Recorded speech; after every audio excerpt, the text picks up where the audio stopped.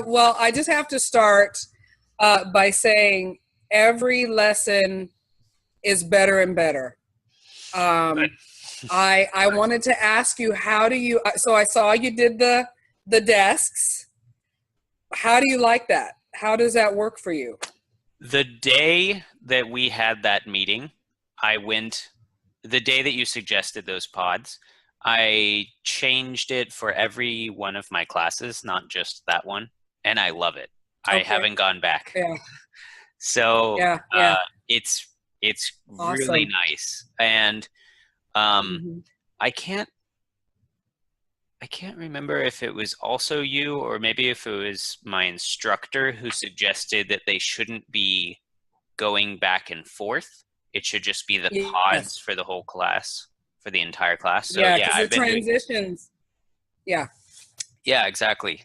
So that's been really helpful, especially for gearing away, taking a step away from like teacher centered, trying to make it student centered. It's just so Right. easy to set them into a think, pair, share, or some kind of discussion Yes. activity.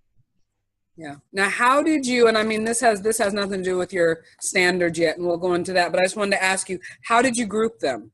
Because it seemed you seemed to really flow even more, and it just the distractions seemed less. So did you group them? How did you group them? Yeah, I did do heterogeneous grouping. I sometimes it's a cost benefit, you know, balance because there's pretty clear uh, groupings possible with if I'm just doing it on fluency level and like, you know, how they demonstrate comprehension, how quickly they're going to be soaking up new material. And there can be one or Okay. two weaker students in a group and one or two stronger students. I got lucky with splitting with my class that way. But on the Okay. other hand, there are students that enable each other in disruptive behaviors, or there are students that just really don't get along. They just argue the whole Yeah. class. So um, I had to find a sweet spot of like maybe one group would have one really weak student and then three quite stronger students because I had to put that other weak student or that other strong student into the other group. But I think I found a really good balance. That day, one student was actually absent, so that was a perfect 8 students. Oh, great. Almost all Okay. days I have groups of 3 maybe, or I have groups of 4 with one having 5. So it Okay. just, yeah, the balance really worked that day. Yeah. But Yeah. Yeah. mostly the heterogeneous grouping is based off previous test scores, or I'll open the class with some kind of pretty quick pre-assessment and just see how everyone's Hmm. doing on that particular content for the day, and then break them out that way. Yeah, yeah, it was great. It was really they were very, in your open what was it? Your introduction with the want, need, and the candy, where in the past they were kind of playing around. They were all very engaged. They were all very focused. And so, yeah, great introduction. Yeah. Good. Thank Yeah. you. There was something that I would do if I were to teach this lesson again. There are 2 things. One is my students really didn't understand the exit ticket. I think it was possibly the first time I've done an exit ticket, and Okay. sometimes they need very explicit, you know, understandably, guidance on what my objective is for a given assignment. And since that Right. was new, that it just went over, I think Yeah. almost Yeah. every student's head. So I would Okay. kind of make that more of a routine in general, and then exit Yeah. tickets would just be Yeah. more useful. And the second thing is Okay. I had wanted to bring in a piece of technology called Clicker. And have you heard of Okay. Clicker? No, no, I'm writing that down now. No. My girlfriend found it. It's really neat. But basically, it's a kind of like lift up a paper to answer sort of activity. So it would be like a yes or no on different sides of the paper, or some other kind of answer. So it's just nonverbal. And then you use your cell phone to basically scan their responses. And there's a little QR code on each of their pieces of paper that the cell phone instantly reads. So then it gathers that data and tells, it's a really quick sort of formative assessment tool. But my phone broke, so I wasn't able to use it. Oh, wow. My phone's busted. I have to buy a new one. The thing that's cool, Rob, is you are going to know how to do backup. If the technology doesn't work, you are going to be that teacher that has a plan B, and that's awesome, because some don't. They just, okay, we're done because I don't have the technology. So I just used normal flashcards, and that worked fine. So, but it sounds really cool, so I want to try it next time. Yeah. Okay. It's similar to Kahoot. Kahoot is like that. It's a survey, and you do it on your phone. So it sounds like it, but I'm definitely gonna check it out. So go ahead. Yeah, I think the only difference, the largest difference preparation wise with Plickr is you need to print out their response papers, which is very easy before class. Whereas in Kahoot, it's all digital. Any kind of improvement or area of weakness that you want to bring up? Okay, just a couple questions, because I agreed with you on the exit ticket. One thing I really, really liked, you always got to start with the positive. I really loved your self-assessment with the stars. And one of the things I was going to suggest, are you okay? Do you still hear me? My computer's saying unstable. You okay? What I do, and you might be familiar with this, I don't know. I'm gonna see if you can see it in my room. Can you see those hands? 1, 2, 3, 4. Yeah. Okay. So if you're familiar, it's kind of the same with your stars. And what I do is just to make sure that the kids are comprehending, because a lot of times you, just like you did, you were going with your assessments, you were going with the lesson, and you're like, by the time you give the survey or by the time you give the assessment, you're like, what did I just teach you anything?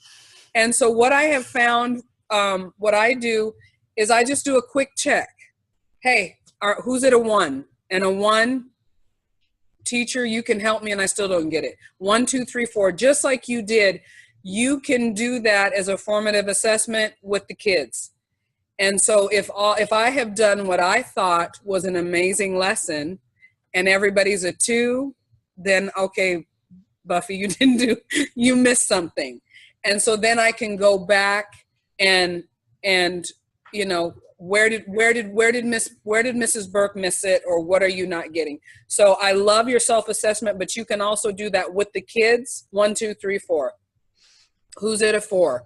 And it just, you know what I'm saying? You can, it helps by the time that you give them that summative assessment, your scores are going to be better because they're comprehending what you taught them. And you just kind of doing it throughout. I do that throughout the lesson. That's a great idea. I have a question on that for the student action portion. You have those you have those posters on the wall. When you ask them to do the fist to 5 or the 1 to 4, what your name for it, are they just lifting their hands and showing you? Are they verbally showing you? Are they touching the poster? They're just giving me a 1. So all my kids I've taught the lesson. I'm done with the lesson. Before we go on, who's a 1? Who's a 2? They don't say anything. They just put up their fingers. And then if the majority are a 3, which is the target goal, then I'm going to go ahead and I'm going to keep going on. Hi, Junior, sweetheart. I'm in a conference right now. Okay, baby. So I'm going to go ahead and go on. And then I know my target kids, I can go ahead and maybe give them a summative assessment. and then work with my ones and my twos. And then another thing that it helps is if you're a 4, that means you can teach it. You don't even need me. Then I'm going to take those 4s and they're going to go help my 2s and my 1s also. Mm-hmm. Mm-hmm. Is that clear? Does that make sense? Yeah, that makes perfect sense. I'm going to go ahead and start using that. I think in the past I've used the fist to 5, or I think I did 3, kind of like thumbs up, thumb sideways, or thumbs down. Okay. But I wasn't connecting. I'm sorry, Rob. Just come here. I'm sorry. Sure, no I'm problem. sorry. Here. I'm sorry. I'm in a meeting. I'm on a, okay. We have some of my kids are here. My former 3rd graders are now in middle school, and they're here doing job shadowing. So they were just popping in to say hi. So they're 7th graders now, so I feel really old.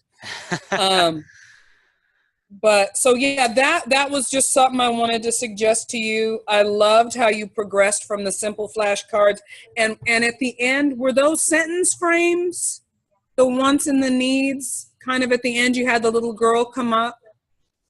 What was that? Was that the yeah? Are you talking about that she was holding a small piece of paper and I was pointing to it while talking? Yes, you had the paper up there. Yes. That one was modeling the presentation. So the summative assessment for that lesson was their survey chart and their presentation of that survey chart. I didn't have time to show it, but I was just modeling it with one student on how to point and talk about it. Okay, yeah, I liked because you progressed from kind of just simple and basic to a little more rigorous, which I thought was really, really good. And then the last thing I wanted to ask you is, so the data, how did you, because I know you were sending something home, but how did you, okay, baby, that's fine. How did you do the data? How are you collecting like what they understood? So, and you might have done that and I missed it. To begin with, the part of the heterogeneous grouping was based off a unit test that they had taken the class prior. So I used some summative assessment data to create the groups for that day. And then they just finished a set of 2 units. So they're going to have a large review test. My thinking is that their performance, and this project was very dependent on their study, on their understanding of grammar. So their performance on this project, how well they present it, I think will determine whether we're going to do any reteaching or go straight to the test on the next class. Okay. So awesome. So this was just a total project-based summative kind of a thing. It wound up being that way. The only other data that will be used is the self-assessment data, and that I hope to have that data inform what I can expect from their presentations. If I can be hard grading their presentations, or if I can be middle or go on the easy side.